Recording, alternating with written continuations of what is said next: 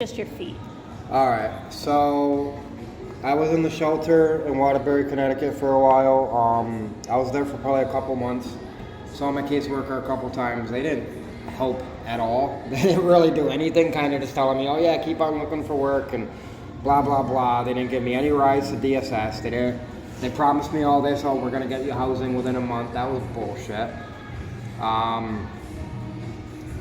The good thing about there is they do feed you and they give you a place to shower and a place to lay your head at nighttime. But and only some shower scrubs. at night. Yeah, you can't shower during the day. You can't really do anything else. And the food isn't really much to speak of, honestly. They don't really cook that shit properly. Sometimes I feel like I'd rather starve, but... So I left the shelter because I missed a night, and they have the rule where if you miss a night, you lose your bed, which I guess I kind of get if it's full, but if there's still like 10, 20 open beds, I think they should kind of give you some leeway because shit happens. Like, I got stranded outside of town, and what am I supposed to say? I couldn't make it back, so I couldn't make it back. But they basically kicked my ass to the curb, tried calling 211, tried getting back in there. They were giving me the reach around. I tried emailing the director of the shelter. She never responded back to me. And then I ended up getting a tent from somebody, and I posted up in the woods. And since getting the tent, I got put on somebody's caseload. They're starting to give me bus passes. He's bringing me down to state tomorrow to get everything fixed. He told me today he was actually going to order my ID today, but he found out my license was suspended, so we got to make an appointment.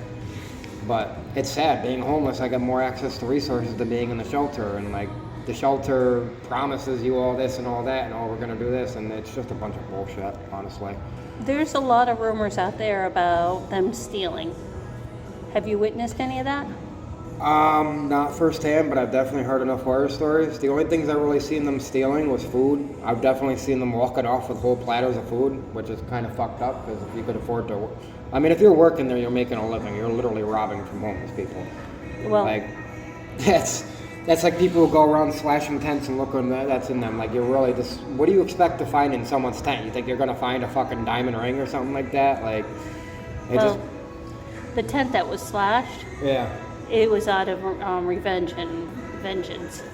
Yeah, it's fucking sad. People really have nothing better to do with their time. Like, it's just pathetic. Like, excuse my language, but How long have you been homeless? right now probably about 3 or 4 months, I want to say. I was in a program, but they kicked me to the curb because they got bought out by new owners and wanted to kind of clean house and start over from scratch. So You know, they're telling everybody the program was closed down because of a party. Do you think that was a lie, or is that true? granted, on the certain floor, I'm not going to name any names, there was a lot of partying going on, there was a lot of drugs in and out, there was a lot of girls going in and out, there was a lot of hustling going in and out, constant foot traffic, but from what I hear, it's because they cut the funding, but then as soon as they cleaned house, 2 months later, the funding all of a sudden reappeared, so I just think personally they wanted to clean house. And it's funny now because the same program, they're having the exact same issues. Now with the new people, they're still hustling, they're still bringing girls over, they're still partying, they're still drinking. And it's like, I knew it was going to happen. What's the difference? You basically just replace one riffraff with another, you know? I know you said it was Josh who's helping you, which I'm great, and he's one program. Do you think that there's a lot of support from CHD? None whatsoever. Honestly, they're a place to do laundry and take a shower. That's about it. But I've been having a lot of shit with them lately. I'm not allowed there. I ended up getting into it with them, and I just found out the other day that the reason I didn't get my food stamps is because they sent the letter back that was for re-eligibility. And like, I'm literally homeless and sleeping in a tent, and they're going to specifically go out of their way to be vindictive and send my letter back just because I'm not allowed there. Like, how fucked up is that? They're supposed to be helping people like me, not hindering me, and now I don't have any food for the month. Now I gotta restart the application all over again. It's ridiculous. It really is. I don't even call them the Center for Human Development. I call them the Center for Hostility Development because that's all you get there. That's it. What do you think could fix the homeless problem here in Waterbury? For one, I think they should start converting some of these old factories into maybe like shelters or low-income housing instead of just being an eyesore. These politicians need to stop pocketing the money and start allocating it where it's supposed to actually go. Do you think it's just politicians out pocketing the money, or do you think some nonprofits are too? It's not just politicians, it's 100% the nonprofits. Even these soup kitchens and everything like that. I know there's some decent ones there, but I know they're all pocketing something on the side. They're taking first dibs on the clothes, first dibs on the food, all this and all that, and then they're basically just feeding us the scraps that are left over. Like, it's sad, it really is, but it just seems like here in Waterbury, it's everyone out for themselves. Nobody really cares about their fellow man. Aside from us homeless people, we tend to look out for each other more than anyone. I've had people that literally gave me the shirt off their back because I needed a shirt, like not even having another one to wear. And it's sad because somebody that actually can't afford to give away, you're lucky if you get a bottle of water from them. I don't want you to say where you are, where your tent is, because they knocked down 88 tents at Hamilton Park, and you're not at Hamilton Park or anywhere near Hamilton Park. But what is the downfall and what is the positives from being in a tent? Well, the downfall is definitely dealing with bugs. Having to use the bathroom at nighttime. I mean, being a guy, it's easy to do number one, but having to squat in the woods kind of sucks. Be grateful you're not a girl on that issue. That's what I said. At least being a guy, it's doing a number one is super easy, and I always make sure I have toilet paper in my tent. Being hungry at nighttime, if the stores are closed or something like that, you're kind of screwed. And you're either hot or you're cold. I noticed that there's no in between. You're either freezing your ass off or you're sweating your ass off. There literally is no in between. Do you have enough blankets? Yeah. I got a sleeping bag and I got a couple blankets right now, but it sucks because I wake up in the middle of the night, I'll be sweating, and then I'll be freezing, and then I put on a sleeping bag and I'm sweating.